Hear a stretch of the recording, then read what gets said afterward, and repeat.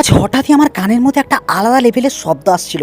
সেটা শোনা মাত্র আমি সামনের দিকে আস্তে আস্তে এগিয়ে গেলাম।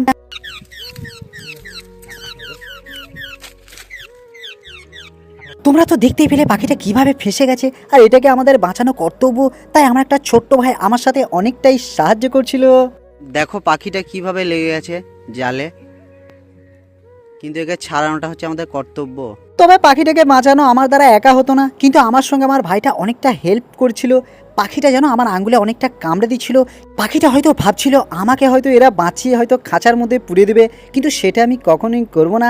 তবে এই জালগুলোকে হাতের দ্বারা আমাদের হবে না, তাই একটা ব্লেডের সাহায্য নিয়েছিলাম। তবে এই দুনিয়া একটা মানুষের উপকার করলে সে দুদিন পর ভুলে যাবে, কিন্তু একটা পশু সেটা একদমই ভুলবে না, তোমাকে সারা জীবন মনে রাখবে।